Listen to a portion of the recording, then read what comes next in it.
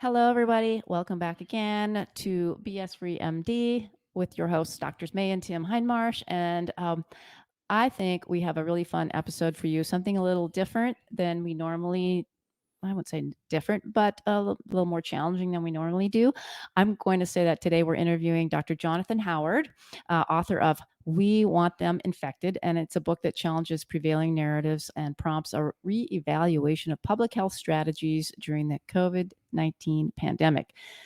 Dr. Howard is a dual specialist in neurology and psychiatry and has been at the center of discussions on vaccine policies even before the pandemic. And his book takes a controversial stance on the herd immunity approach taken during the early days of C19 or COVID-19, a topic which we actually hold differing opinions. And so it's important to note that while our views and his may differ, we believe in the value of open dialogue to explore these differences. So today's conversation is about understanding those his perspectives, and not to debate really who's right or wrong, but to broaden our understanding on both sides. So let's go. Here we are. Welcome, Dr. Howard. Thanks for joining us and being here. Hey, my pleasure. Thanks so much for having me. I appreciate being here. You bet. Why don't you give us a little bit of background? You have kind of an unusual career. You practice two specialties that intersect between our ears. You're a neurologist and a psychiatrist, which I find incredibly fascinating. So give us if you could, just a little background history on your training and where you are and the kind of medicine you practice. Sure. So as you said, I'm a neurologist and psychiatrist. The brain is really the only interesting organ we've got, to be honest with you. I'm glad I'm at a stage in my career where I can say that. I'm glad there are doctors who are interested in the liver and kidneys and that sort of thing, but that's not me. And I've always been fascinated by the brain and how people think. And I think the divide between neurology and psychiatry is a little bit artificial. Exactly where one starts and one stops is pretty artificial.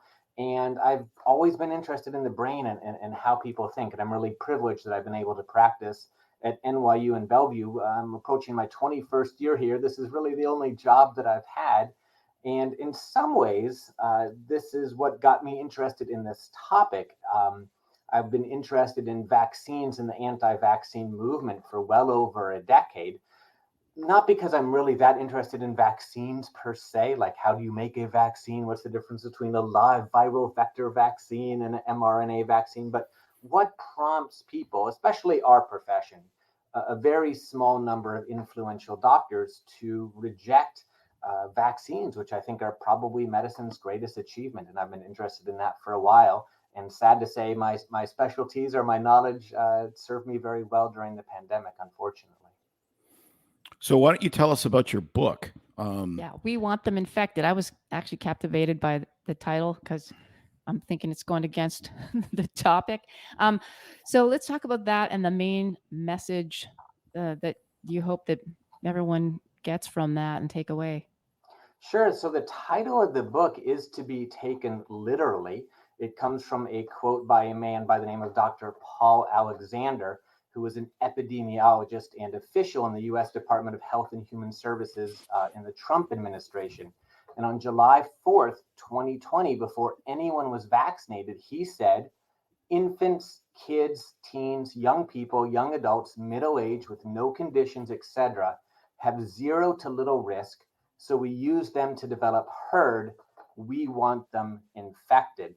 And my book tells the story of doctors who I think were mostly sheltered from the consequences of their words. These were the doctors who got famous by being on TV, by advising Trump, by advising DeSantis. I mean, these guys were everywhere this pandemic, except where I was in the hospital. And they had this idea that the best way to get rid of COVID was to spread COVID. They felt that if 250 million unvaccinated Americans contracted COVID in 2020, that herd immunity would arrive in a matter of a few months, less than 6 months, they said, and the pandemic would be over. And humanity has never before ridded itself of a virus by infecting people with the virus and by spreading that virus. And while there were doctors like myself who saw what COVID could do, as I I worked here at Bellevue Hospital throughout the pandemic, so I saw what COVID could do with my own eyes. And while we were begging people, especially before they were vaccinated, to try not to spread the virus, there were these doctors, again, on TV working at cross currents with us, encouraging young people to try to get the virus, applauding them, applauding when cases were going up. And again, this was all summer and fall of 2020, even spring 2020. And all of these doctors massively underestimated the virus, thinking that COVID would kill 10,000, thinking that COVID would kill 40,000, thinking that the pandemic was over, basically every stage of the pandemic, thinking that one infection led to permanent immunity. And then when vaccines came around, they started parroting anti-vaccine talking points that I'd heard about measles, that I'd heard about HPV vaccines, but they repurposed these about the COVID vaccine, at least for young people. So what was the alternative? Because I was going to say, before we got to the alternative, I was going to say, no, but the question is, every pandemic eventually, you eventually get herd immunity. That's kind of the nature. That's just kind of the nature of things. Or you have blips like you did with smallpox, up and down, up and down, up and down. Eventually you get a sterilizing vaccine like we had with smallpox. Plus, I would argue, water treatment plants, sewage treatment plants, and so forth. And then eventually it just, thank God it went away. But it took, from 1796 until 1980 before smallpox was gone. So in a respiratory virus, if you liken this similar to the flu pandemic of 1918, which eventually became, you got herd immunity somehow, and then went away, had a couple blips, probably lasted until 1922-ish. What was the alternative that we had? Because I see some alternatives. I mean, May and I participated in them. Then other than letting the least likely to have the most severe harms become infected, what's the alternative? Yeah, so listen, we obviously, so first of all, humanity has never achieved herd immunity to a virus without a vaccine. As you said, that there would be blips, right? So look at measles before the vaccine. Right. This is before our time, I think, but there would be 4 million cases 1 year because babies don't arrive with natural immunity. That's the main problem. So even for a virus where you basically get one infection and you're done, like measles and chickenpox, there would be 4 million cases 1 year as a whole new crop of babies was infected, and that sawtooth pattern that you described exactly. So what was the alternative? So let me say what my book isn't. My book isn't a book on how the pandemic should have been handled necessarily. I don't claim to have all the answers. I'm not a guru. If one wants to say that the best we could have done was to contain the virus until we vaccinated as many people as possible, I'll accept that, right? I'm not someone who says we should be wearing masks forever, because that just doesn't comport with human psychology. So again, I'm not out to say exactly what we should have done. I'm not a guru. I'm not a public health expert, but I do know that doctors spread wild misinformation. They vastly underestimated the pandemic. And these guys now claim, well, first of all, they claim a few things. They claim that they were right about everything. Guys who said that the pandemic was going to kill about 40,000 Americans say, we were right. And they've really sort of retrofitted what they were saying in 2020. They make it seem now as if all we really wanted was to keep, Black and brown children in school, and we were just really looking out for the most vulnerable in our communities, and that's not true. If you read their quotes from 2020, they were out for herd immunity through the mass infection of young people, and when their predictions failed to come true, that the pandemic was just going to kill about 10,000 or 40,000 people, they started spreading, I think, what became some of the most dangerous conspiracy theories, that people were dying with COVID, not of COVID, that death certificates couldn't be trusted, that it was really doctors killing patients through premature intubations, and that it was really the lockdowns that were killing patients. And again, these were doctors who were not here in the hospital with us, because there was this sort of parallel reality. in the real world, the one I think I inhabited here at Bellevue Hospital, we had 50 patients die a day of COVID in April of 2020. These doctors were on TV saying and writing editorials in April 2020 saying it's almost over. We can all breathe easy now. Things are getting better, and herd immunity is almost at hand. I kid you not. I can give you some references for those if you would like. So I was going to say that, to your point initially, talking about what Paul Alexander was saying, using the children for herd immunity, and then what happened and how things played out. I think there's always both sides, whatever you believe that herd immunity is right or wrong, and same with the vaccine, whether that's the answer or not. There's always the extremes on both sides, meaning that you're right.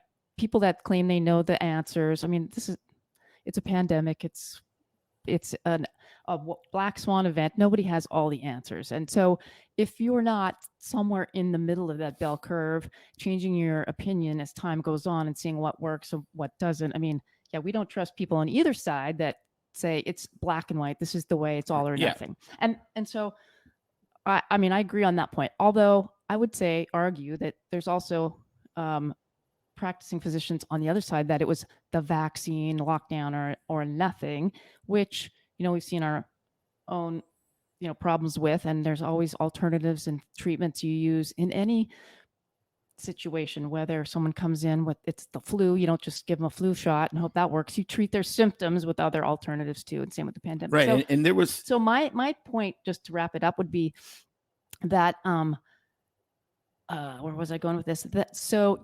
I guess what I was seeing or picking out and gleaning is that the herd immunity was to hope that the least people at the least risk of death, the healthiest ones, children who are least likely to die, be part of used to let them obtain immunity, and not to just go out and, you're right, have infection parties. That is ridiculous, whether it's chicken pox parties or COVID, no, but to let them bear the I would say brunt of taking the risk because they're most likely to survive. And so who you were seeing in the hospital, most people, I mean, it was the high risk people, ill people, kids that had leukemia and autoimmune and things like that at high risk. Those people, yes, those were the ones we should shelter, lock down, and protect. But I'm thinking, and we think, it could be a multifaceted approach instead of all or nothing. Correct. Either way. I don't want to put words into Jonathan's mouth, but I will steelman this. Okay. There is an ethical problem if you're encouraging either an experimental vaccine on a child to use them as a human shield. I have a problem with that. I also have a problem with if you're encouraging children to overtly get infected to protect grandma. Yes. I think that those ethical dilemmas are exactly the same thing. Let's see what Jonathan says. You don't use children as human shields, either by infecting them to protect other people or by injecting them to protect other people. Okay. So I've been writing on this topic for about 3 years now. I started writing in addition to my book on science-based medicine. And let me see if I can find this article that I wrote. This is one of the earliest that I wrote. Yes, it was June 30th, 2021. So basically 3 years ago, called COVID-19 and Balancing the Risks, the Vaccine or the Virus. And I had some sort of, my spidey sense went off some of the anti-vaccine red flags. And with all due respect, you just hit one of them, which is this idea that we vaccinate children to protect adults. We vaccinated children to protect children. I want to be very clear about that. It was a bonus if we saved the lives of one of their parents or their grandparents. And the COVID vaccine was studied in about 25,000 children in randomized controlled trials, which is not a small number. I mean, it's not as big as the polio vaccine trials in the 1950s. By the time children had taken the vaccine, hundreds of millions of adults had taken the vaccine, and the vaccines were approved for children in a very systematic way. So first went adolescents, then went elementary school children, and then went babies and toddlers. And vaccines that were dangerous for adults, like the Johnson & Johnson vaccine due to the blood clot, never even made it to testing in children. Okay. And, you're right that certain people, especially children, are more risk than others, children with leukemia for the most part. But rare events multiplied by 73 million children added up. So around 2,000 children have died of COVID, give or take. I mean, these are inexact numbers, to be clear. And that's comparable to what measles used to do to children before the vaccine. Death is not the only bad outcome from COVID. Probably several 100,000 children have been hospitalized, including about 10,000 with this really devastating condition, MIS, multi-system inflammatory disorder in children. And we have to be humble. What are the side effects or the consequences of babies, getting 10 COVID infections by the time they're 20? So I think we have to be a little bit humble about that. And the vaccine's not a panacea. I'm not going to say it prevents all bad outcomes, but it's kind of like wearing a seatbelt. It really reduces the risks of rare but grave harms to children. And if I can just, let me steelman the sort of argument that was made to use children as sort of human shields and to just protect the vulnerable, because this is what we heard. And in theory, it's very easy, right? I kind of liken it to my idea of a coach whose game plan is to score more points than the other team. Like, well, it's not wrong, right? But it's not a good plan. And if that's all the coach tells his players, they're probably going to use. So this plan, which was actually developed in the very early days of the pandemic, when these doctors thought it was going to kill about 10,000 Americans, was this idea that you would allow young, healthy people to lead normal lives. You're right that they didn't encourage parties, COVID parties necessarily, but they wanted restaurants and bars and theaters to be crowded again, knowing that everyone was going to get COVID. And they felt that if young, vulnerable people were allowed to contract COVID, again, about 250 million Americans contracted COVID basically simultaneously in 2020, then herd immunity would arrive. Meanwhile, you could protect vulnerable people, about 80 million or so elderly people or people with underlying conditions. If you could build like this impenetrable wall between them, where it was basically pure COVID in one environment and zero COVID in the other. And again, it all sounds very good, but there are a lot of problems with that. The first being, where to begin?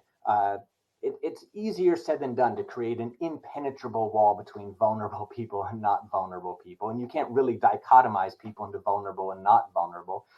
And indeed, many studies show that infections in younger people eventually spill over into older people. It was premised on this idea that one infection led to permanent immunity. So we're talking about the Great Barrington Declaration here, which I imagine you guys have heard of.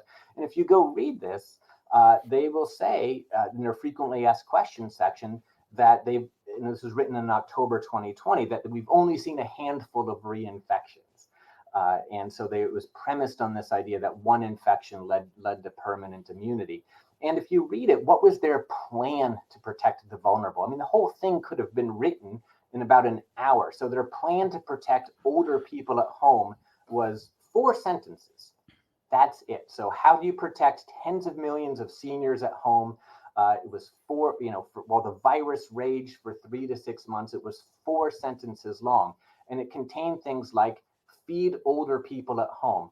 Well, that's not a bad idea necessarily, but there's a big difference between writing that sentence, feed older people at home, and actually setting up a food delivery program for tens of millions of homebound seniors. Right. And even though they say that they were very anti-lockdown, they weren't. For vulnerable people, these people would be prisoners in their own home. So they say they were anti-lockdown, and they were, but only for a very segment of the population. If I can just say one more thing, that this plan was formulated by a guy by the name of Jeffrey Tucker. Is that someone you guys have heard of before? Yeah.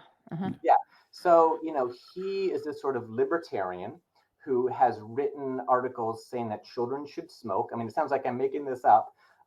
He's pro-smoking. In 2016, he wrote an article called Let the Kids Work, which should be taken literally. It was a very pro-child labor article, and he encouraged children to drop out of public schools so they could work at Walmart and Chick-fil-A. So all of these doctors who are now like, oh, we just cared so much about schools, children in schools, were happy and still are happy to partner up with someone who is overtly pro-child labor as child labor laws are loosening in the country. We're not talking about an after-school job here. We're talking about he encourages kids to drop out of school.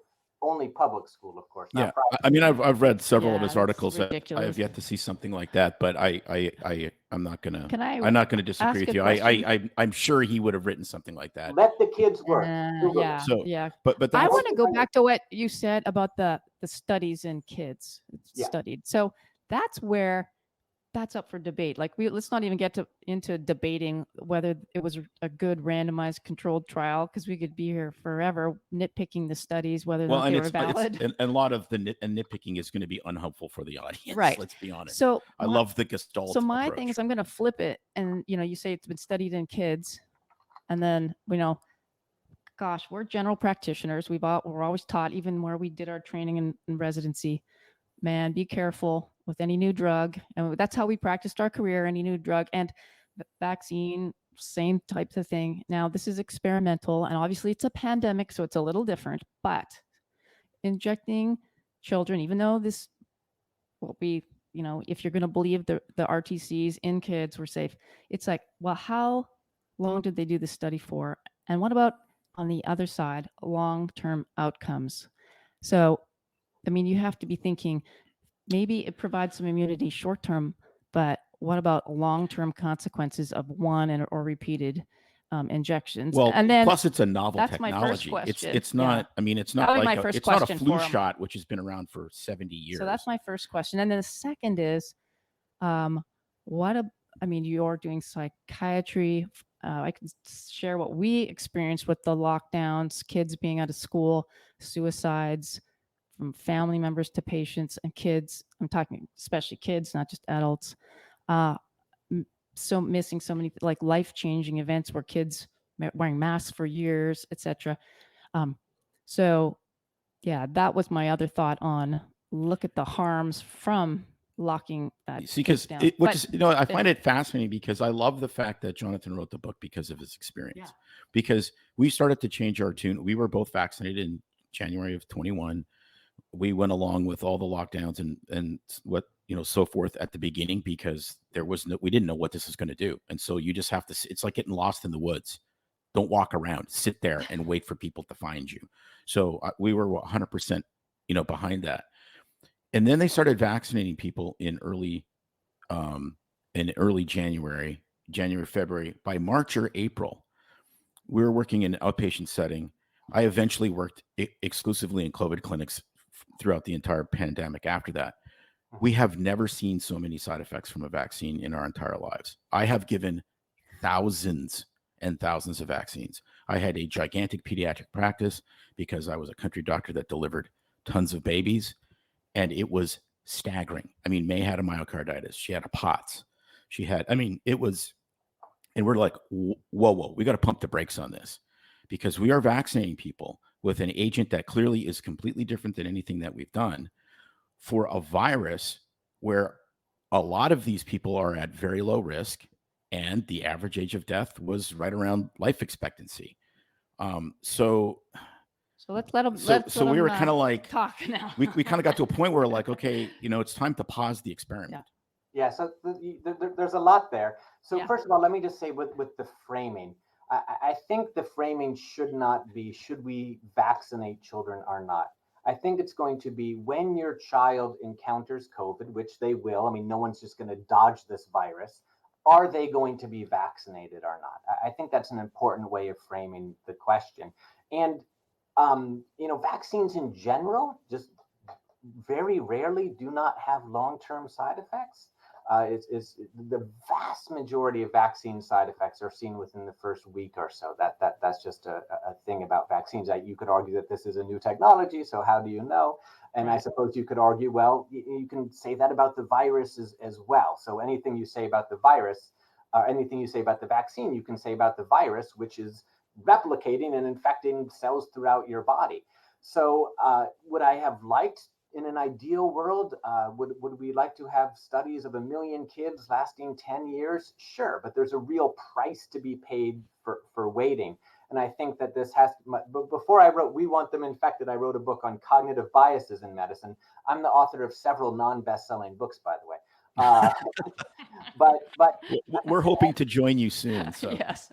So I think doctors, we tend to feel guiltier about problems that we may cause rather than ones we fail to prevent, right? Like if COVID, really injures a child, we'll feel bad and sad, but we won't feel responsible. Whereas if a vaccine injures someone, we'll feel like, holy crap, I did that to this person. And so I think that there's a bias there.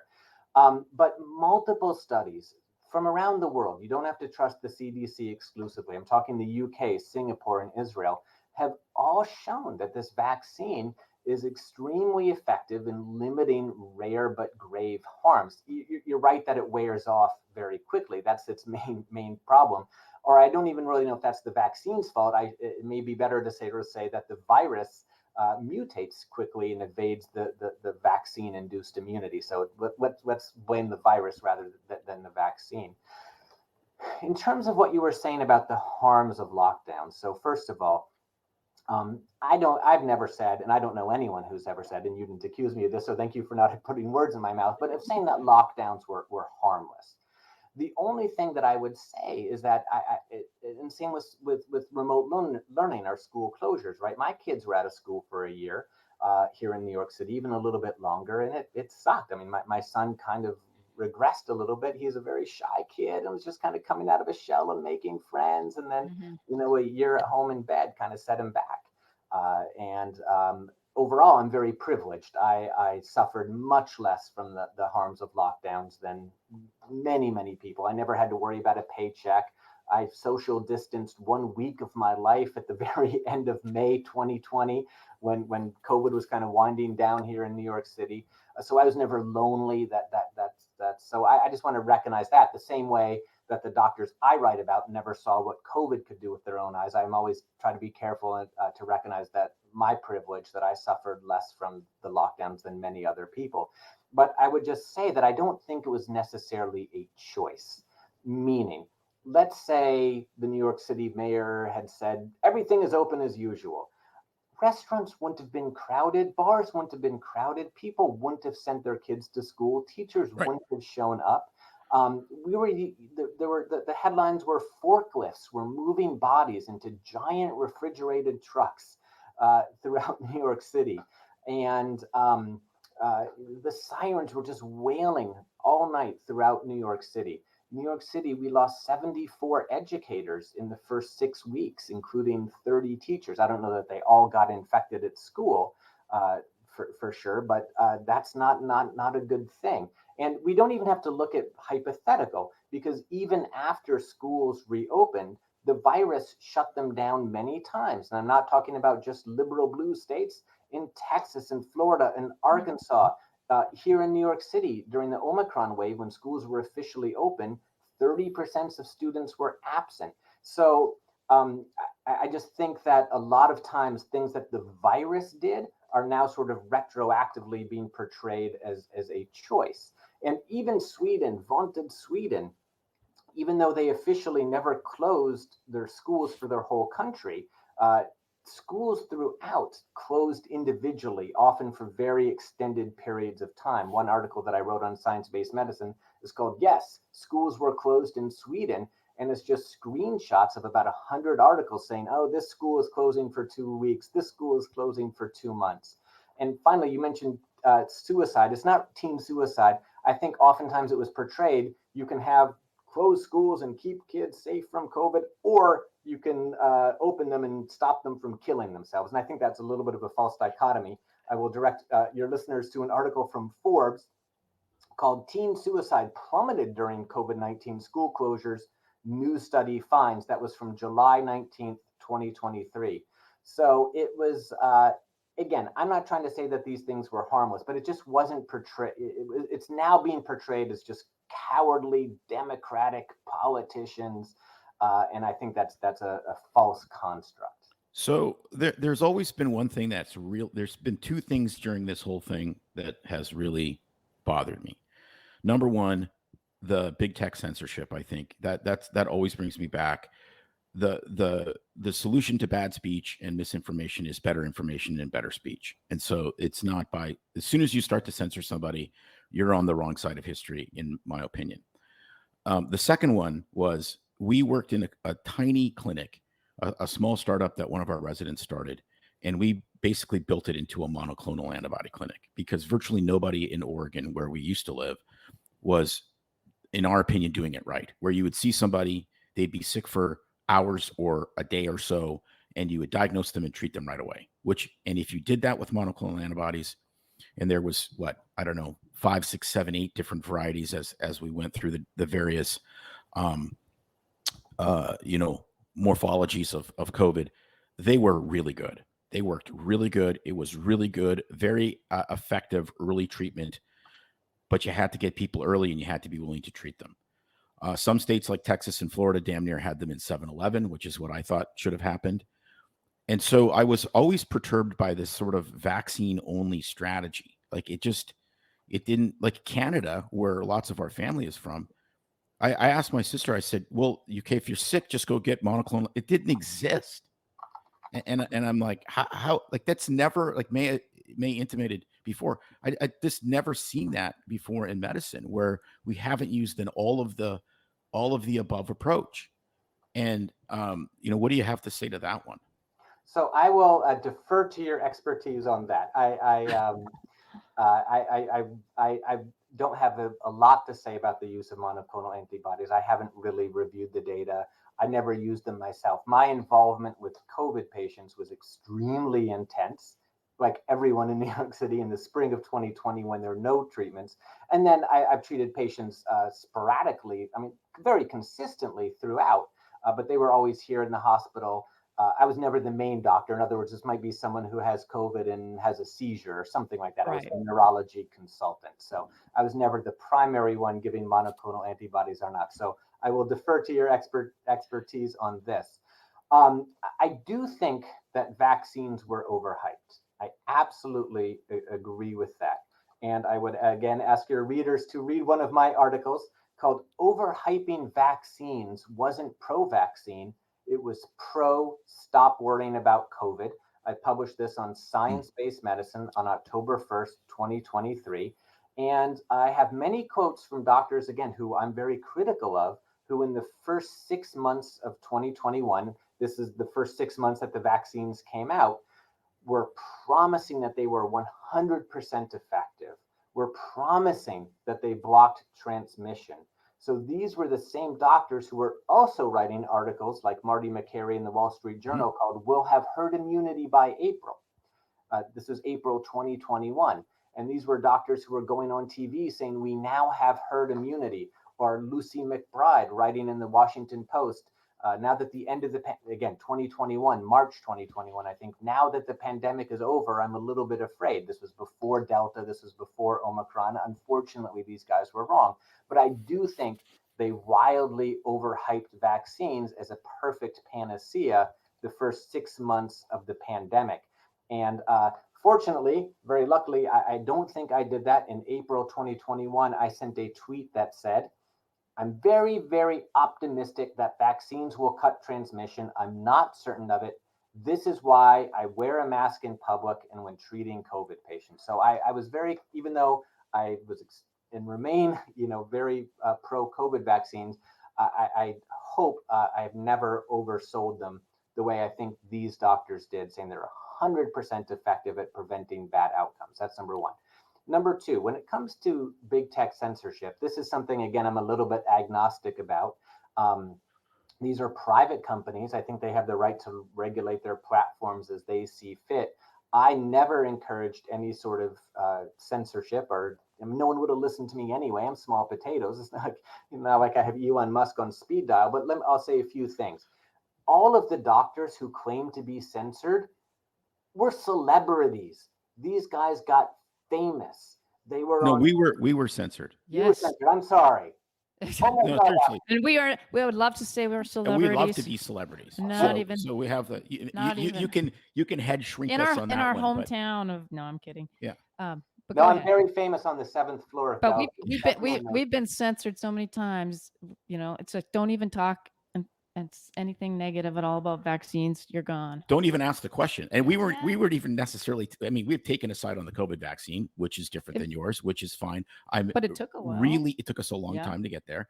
I'm really enjoying this conversation because I love the fact that people can actually figure out that they agree on most things and differ on others and can still be friends and still disagree. Right. So this is, I mean, you want to make America great again? But This is how. yeah, we just interjected to say that I don't think it's just the celebrity. We know it's not just the celebrities being censored. So there you go. Fair enough. My apologies. But Yeah, no problem. maybe you guys are celebrities. Who knows? But Yeah. I mean, a lot of doctors, however, who got famous, I think, complain that they were censored because YouTube removed a video of theirs, for example. A matter of fact, ironically, one of the authors of the Great Barrington Declaration wrote an editorial in the Wall Street Journal about having been censored, which is kind of ironic. And he spoke at RFK's announcement rally, Jay Bhattacharya, in front of thousands of people saying how much he had been censored. And as someone who lost a member of my neurology department, Dr. Janice Weissman died of COVID in 2020. That was a doctor who was silenced. And so I think that, people like ourselves who are hopefully healthy and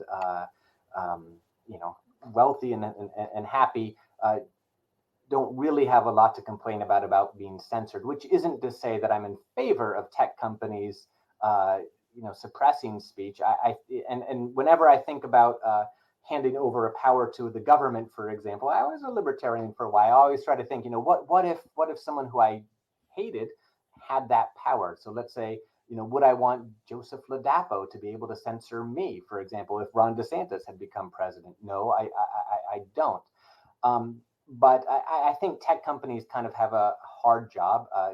Moderation is, at least on X on Twitter, which I largely have left at this point, but it's non-existent. You can say whatever you want, for better or for worse. But the platform, at least for someone like myself, has become kind of unusable.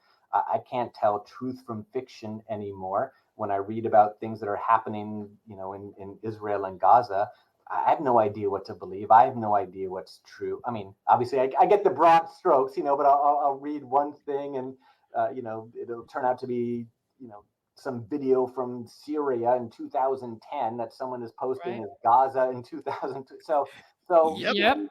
we've lost the ability to tell what's true or not in a lot of ways. And I think that is really the end goal of a lot of the disinformation people who I discuss. Well, it's interesting because some of the disinformation, I would think that you would call them the disinformation people, actually saw a lot of patients. Peter McCullough saw a lot of patients. We've interviewed him 3 times. Pierre Corey saw a lot of patients. He worked in an ICU. So, we were outpatient COVID doctors. We had a completely different experience than you did because we weren't in New York City. I mean, New York City was like the absolute black hole hub for this virus. I mean, it was a completely different experience. Our ERs were essentially empty in Oregon continuously. I mean, I would have patients call up and I'd be doing a telehealth and I'd be like, dude, you need to go to the hospital because I think you're having a heart attack. And they're like, I don't want to go there because I'm going to get COVID. I said, it is the safest place in the world right now because it's empty. So, there was these really regional differences that also, I think, affect our opinions. I mean, that's kind of normal, right? I mean, ultimately, our political beliefs, our religious beliefs, how we were brought up, where we live. I mean, all of these things form these opinions. And I think that's why it's so critical to have conversations like this because, we're all people trying to sort all this crap out and we, only have limited data. And unfortunately, I think you're tasting the psyop that truly exists. I mean, even here in New York City, things were very, very different based on neighborhoods. So Bellevue and NYU, where I work, were on 30th Street and First Avenue in Manhattan, a relatively prosperous part of the city. At Bellevue, our emergency room was empty too. We got all of our patients were transferred from hospitals in Queens, like Elmhurst Hospital in Corona, Queens, of all places. I mean, that place, I only know about it because what I read and what I saw on TV. I never took a field trip out there, but that was like a war zone. And we didn't see, at Bellevue at least, it was sort of controlled chaos. So these regional differences were actually very sort of hyper local, to be honest with you. I don't write a lot about Peter McCullough or our peer Corey, to be totally honest with you. Other people have done that better than me. And I would say one thing that we have to be careful of as doctors is we have to be very careful to both take into account our personal experience, but not take it as the sort of gospel truth, because, ultimately these things need to be studied. So, for example, here in New York City during the first wave, uh, everyone was being treated with hydroxychloroquine and azithromycin because we were desperate to do anything. But Right. my probably the only really good that I did for patients during the first wave, other than just keep them company and be nice as they died alone, most of them, a lot of them, was I stopped a lot of these experimental treatments on patients unless I felt they were clearly dying and there was nothing left to lose. Like, hey, why not throw the kitchen sink at someone if they're clearly dying? But I think the odds that any of these sort of random medications were just going to have this amazing antiviral property were pretty low. So, I think these guys have made a lot of claims that, if true, they should have won the Nobel Prize. I mean, that they had the cure to COVID. And you can correct me if I'm wrong about that. But My little argument to that would be, I think there's two different perspectives. One is you're in hospital, so by that point, some of these things, you're right, like ivermectin, hydroxychloroquine, zinc, C, all that. It's kind of, I won't say too late, but it would be like giving someone it's like putting amoxicillin for encephalitis. It's like putting a condom on when your wife is 3 months late. And then from our end, when they're not hospital bound yet, it would be like, well, why not use all the things, including get healthy and lose weight and get yourself in the best shape you can now to reduce your risks, etc. too.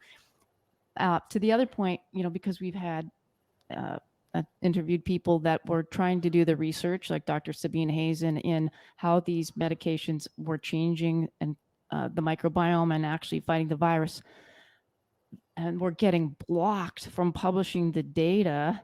Then that, then you're hearing, well, there's a big push by pharma just to capture the market and sell one product, which would be vaccine, because of money. So I agree, you want a multifaceted approach, but the blocking of even the experiment to try those other things in the lower risk groups or the outpatient settings like we were, as opposed to, you're right, in a like hospital.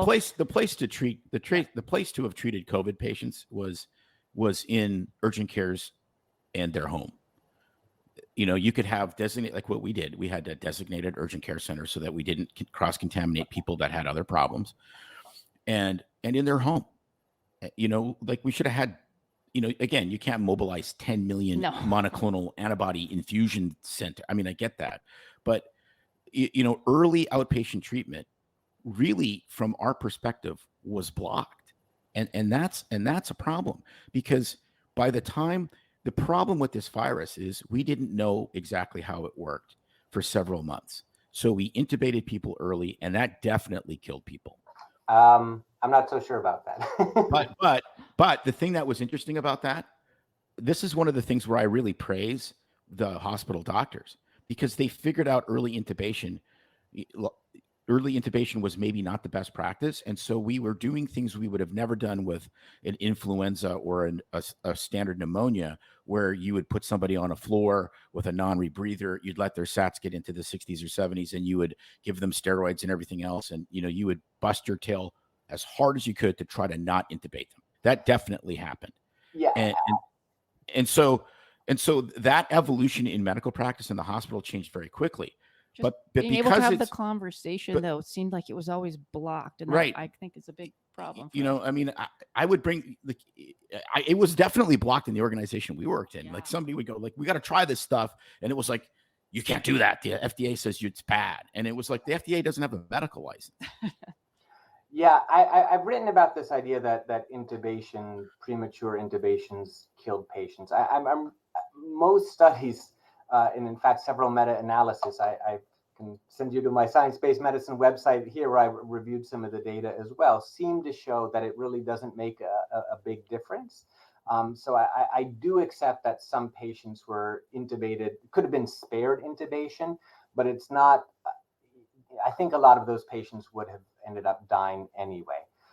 And if you think about it, the worst wave occurred in January 2021 when the virus had been here a year. 3,000 Americans were dying per day. And, also here in New York City, home deaths spiked. I think in New York City, I don't know, maybe I'm going to get these numbers wrong, which I always hate, but around 20 people die at home per day. But during the peak of the pandemic, around 200 people were dying at home per day. We just had EMS going from house to house collecting bodies. Again, those numbers, I don't stand by them. But just think about what was happening in India during the Delta wave when the Ganges River was overflowing with bodies and streets were filled with bodies in Ecuador. I mean, this happened all over the world at various points. So I don't think premature intubations can be blamed for that massive death. Well, I mean, and although And sorry, and that's a problem with any intervention in the ICU, which is by the time you're in the ICU, your risk of death is so unbelievably high. To show statistical significance for any intervention is damn near impossible. And so I always get a real hair up my rear when people are like, we're going to save this many people in ICU as soon as we, they get in the ICU, we'll treat them this way. And I'm like, well, they're in the ICU, they're already screwed. It sounds very crass, but it's kind of the truth, unfortunately. No. It was true. I mean, the people we saw die during the first wave, there was nothing that could have been done. I just want to, you made one comment that most of the people I saw die were older, vulnerable people, which is absolutely the case. But I did see a handful of younger people die. The youngest person I saw die. And this was really the kind of touchstone moment of the pandemic for me. A 23-year-old, a healthy guy die. I hadn't put in an NG tube in like 10 years. That's a nasogastric tube, a feeding tube, essentially, for people who don't know. And, I tortured this poor kid with 2 days before he died. We didn't know that he was going to die, of course.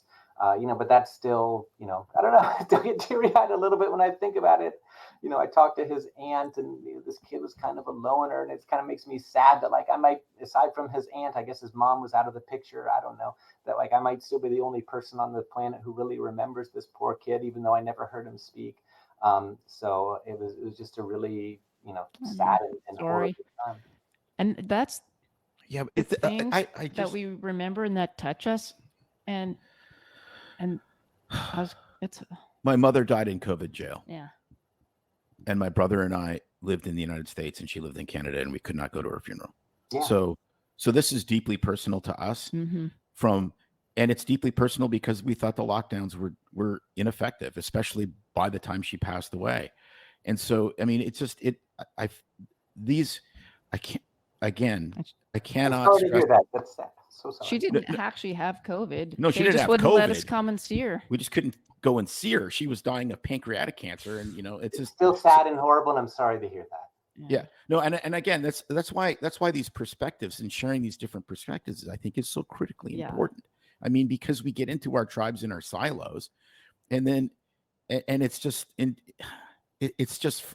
I just wrote an article just kind of on, or we just actually did a show on kind of the whole tribalism and how, people, when they leave a tribe, they lose their religion. They often pick, sorry about that. They often pick a worse religion than the one they left. Yeah. And I find that so interesting because, our opinions changed during COVID about lots of stuff. And I think that's healthy. I've said a million times on the podcast, I reserve the right to be wrong. And the people that are the most confident in what they know, because by golly, I absolutely know it, those people I trust the least. Well, listen, that's why I have in my writing been very careful, I hope, not to really push any policies above and beyond what I feel I know about, which is really just about vaccines. And I should add that this occasionally has gotten some of the hyper COVID patients, the zero COVID community. I don't know if anyone's really zero COVID, but they've occasionally gotten mad at me from the other side because they say, oh, you're not on social media advocating for mask mandates and ventilation in schools. And, I'm not against those things necessarily, but I don't advocate for them because it's just not my expertise. No one would listen to me. I mean, so I could get out there and shout tomorrow, oh, we need to, this policy X, and it wouldn't change anything.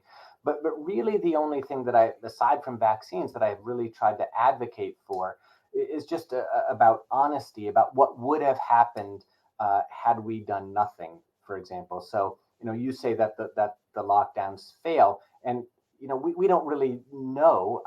Again, we have this example of Sweden, and they eventually had to really strictly lock down in the fall of 2020. They locked down pretty strict, I think. I wouldn't say, the lockdowns. If I said lockdowns fail, I shouldn't have. Well, no, I mean, I would say I don't think that that's a complete mischaracterization that we think that. I think that it's also had a place, but I thought you just said lockdowns failed. No. It had its fine. place. Well, I'll say it. I think they failed. It had its place for a while, but I think it got extended way too long. See, a lot of people, I don't know. We'll put ourselves in a tribe. We'll put ourselves in the medical freedom tribe, because that's kind of what this has become. It's fascinating because we talked to, I think for the first 6 months of the vaccine, and May and I have talked about this on the podcast numerous times, I think for the first 6 months it worked. And it probably at that point, especially older, vulnerable people, it made a big difference until it didn't. And that's always my concern. Like, I have a real concern with the real basic virology here. And I think you nailed it before. You said it's the virus's fault. And I don't think these kind of viruses are amenable to sterilizing vaccination, because they're too small, they mutate too fast, and we give the shot in your arm. The problem with respiratory viruses is they're incubated in your nose and your upper respiratory tract. So by the time you get any transient viremia, where a vaccine in your arm can potentially give you immunity, you've already transmitted it.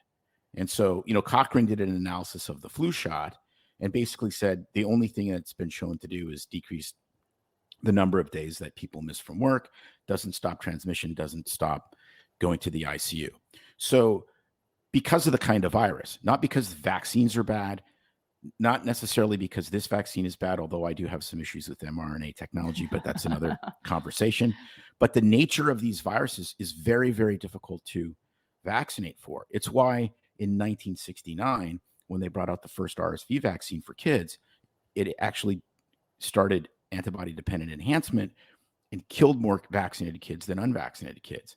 And I think the jury's still out on the COVID vaccine because of the nature of the virus. And so, and that's really our contention. I think it takes a long time to figure this stuff out. It only took several 100 million prescriptions of Cipro to figure out that it ruptured your Achilles tendon, Yeah, I mean, I would say that the jury's really not out on these vaccines. I mean, I think you can, even if you don't trust the CDC, you can look at data from the UK, you can look at Scandinavian data from Israel, from Singapore, from Australia, and all of the data shows that vaccinated people, again, it's not a panacea. I do think that they were overhyped at the beginning, but vaccinated people die at a much lower rate than unvaccinated people. So I don't think the jury is out in that regards. I think the data is clear from multiple different countries that it all shows the same thing. And with the pediatric vaccine, I know of about, in addition to the 6 randomized controlled trials, which again were not large enough, they were to show that they prevented these rare but grave outcomes. You would have to enroll hundreds of thousands of children. But I know of about 30 studies, and they all show the exact same thing. And again, these are from multiple different countries. So even if you don't trust the CDC, data from multiple different countries shows that they prevent rare but grave outcomes in kids. But there's also been multiple countries that have pulled the vaccines for people under 30 because they were concerned about the outcomes. Correct. So I mean, it's. But that's not how science should be done. Japan pulled the HPV vaccine in about 2000. And a lot of Japanese girls and women are going to get cervical cancer as a result. They reinstituted it, but that was a standard anti-vaccine talking point. Well, what about Japan? And that's not what country. That's not how science should do this. A lot of countries purposefully infected their children to try to get herd immunity. They purposefully exposed them. The UK did this, Sweden did this, and it failed miserably. So, smart people can make bad decisions. Well, I'm going to, yeah, go ahead. I was just going to say, as we get closer to running out of time. Yeah, I mean, this has been delightful. We could talk to you for a very long time. We shared just about the censorship, but being able to have this dialogue rationally with someone else, and all people that are non-medical or even medical following stuff online, it's just see fighting and arguing. So any thoughts on how like the medical community can bridge the gap between different you are scientific a psychiatrist after all. different opinions to help, humanity and each other? I think social media is poison. I largely quit social media in September for two reasons. All of the doctors I write about were just wildly insulting me on social. I mean, listen, I'm not asking for your pity, but I'm just saying what it does is you don't feel sorry for me. I'm not a victim, but they were calling me things like a book selling schmuck, the biggest grift, so my writing, I try to have as many science, try to link to as many research articles as possible. And here's what the data shows. And all I got in return is people who really hadn't read my book, but they were quoted in it, getting furious at me for that. And, social media probably caused me to lash out in juvenile ways too. So I didn't like what social media made me do. I'll make it sound like it made me do. Or guilty as charged too. I mean, I think it's so easy to get feisty with someone you don't know and respond. I just shit all over Canada all the time, but that's right. But so I think I think that getting off social media. I still post articles there occasionally. I'm not totally off, but I don't get involved in conversations anymore just because I don't need to be called a B-list COVID grifter, by someone who'd never treated a COVID patient themselves and is upset that I quoted them accurately. So I think that's one of the ways to do what we're doing today. It is great talking to you guys, and I'd be happy to come back and speak about because we could really talk for 10 hours about any one of these topics that we've kind of touched on a dozen different topics. Right. We could talk for hours about any single one of these topics. Well, Dr. Howard, how do people find your book? Other than, I'm not even going to suggest the usual place. I'll let you tell everyone how to follow you, or if you're not on social media, or get their hands on all of your books to read up further. Yeah. So the thank you for now comes the shilling. Well, so thanks for that. It's available from Red Hawk Publishing. They're a small publisher, but they were really lovely to work with. So you can get it there, or you can read. I publish 2 to 4 articles every month on science-based medicine. All of those are free, and they really hit on a lot of the same themes. But if you really want to hear the story of how famous doctors, sheltered from the consequences of their words, sought to create herd immunity by spreading the virus, by the purposeful mass infection of unvaccinated youth, that's really the story that I try to tell. All right.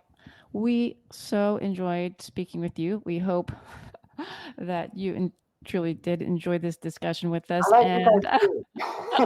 Yeah, no, this is. I mean, it's amazing when 3 people act like adults. What actually happens, right? I mean, it's really what it comes down to.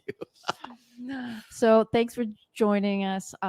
Yes, we will put the links to those in the show notes. And thanks for taking the time to be here with us. And we hope you have a wonderful day. Well, my pleasure. I'd be happy to come back if listeners or you guys really want to dive down into any one of these topics more.